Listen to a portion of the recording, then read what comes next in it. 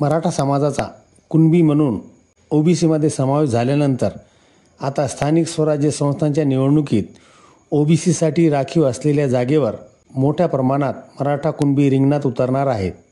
ग्रामीण आणि निमशहरी भागात मराठा समाजाची लोकसंख्या त्यांचे प्राबल्य पाहता ओबीसी आरक्षित जागेवर मोठ्या प्रमाणात जिल्हा परिषद, पंचायत समिती आणि ग्रामपंचायतीच्या निवडणुकीत विजयी झाल्याचे चित्र दिसण्याची शक्यता आहे. सध्या शांतता असली तरी निवडणुकीची प्रक्रिया सुरू होताच ओबीसी राखीव जागावर कुणबी मराठा मोठ्या प्रमाणात रिंगणात उतरण्याची शक्यता असून निकालानंतर पारंपरिक ओबीसी नेत्यांना मोठा धक्का बसण्याची शक्यता आहे.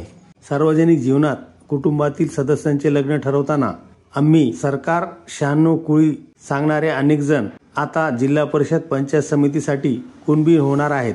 गट गणावर आरक्षण काही पडू देत पण लढायचेच असे ठरवलेल्या काहींनी यापूर्वीच कुणबीचे दाखले काढले आहेत. तर आरक्षण निश्चितीनंतर ज्या ठिकाणी ओबीसी प्रवर्गातील महिलेसाठी आरक्षित झालेल्या ठिकाणी संधी हुकलेल्यांना स्वतःच्या सौभाग्यवतींचे दाखले काढण्यास सुरुवात केली आहे. मराठा नेते मनोज जरांगे पाटील यांच्या आंदोलनानंतर महसूल पुरावा असलेल्या व नोंदी सापडलेल्या लोकांना कुणबीचे दाखले देण्याचे आदेश सरकारने दिले आहेत. त्यानंतर अनेकांनी हे दाखले काढले आहेत. काहींना त्यांच्या मुलाच्या शैक्षणिक कारणासाठी, नोकरीसाठी उपयोग केला.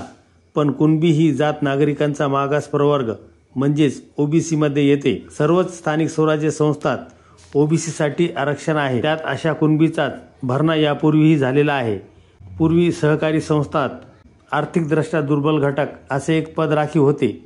या पदासाठी अनेक श्रीमंत लोकांनी कमी उत्पन्नाचे दाखले काढून या संधीचा लाभ घेतला. त्याच धर्तीवर आता कुणबी दाखले काढून जिल्हा परिषदेच्या मैदानात शड्डू ठोकण्याची तयारी अनेकांनी सुरू केली आहे. विशेषतः सार्वजनिक जीवनात आपण सरकार आहोत, 96 कुळी मराठा आहोत असे सांगणारेच यात आघाडीवर असल्याचे चित्र आहे. ग्रामीण भागासह शहरातही मराठा समजल्या जाणाऱ्या काही दिग्गजांना केवळ निवडणूक डोळ्यापुढे ठेवून स्वतःसह पत्नीचाही कुणबी दाखला मिळवला आहे. सर्वसामान्यांना हा दाखला मिळवताना प्रचंड त्रास होत असताना यापैकी काही नावे पाहिली तर हे कुणबी कसे असा प्रश्न पडतो. पण त्यांना विनासायास असे दाखले मिळाल्याची अनेक उदाहरणे आहेत.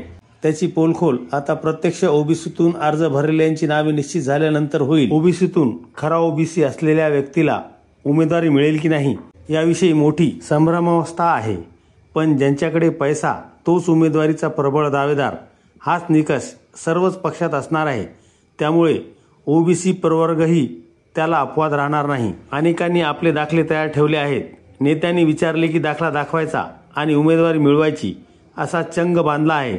त्यामुळे ज्यांच्याकडे दाखले आहेत ते सध्या शांत दिसत असले तरीही ऐनवेळी तेच उमेदवार असतील यात शंका नाही.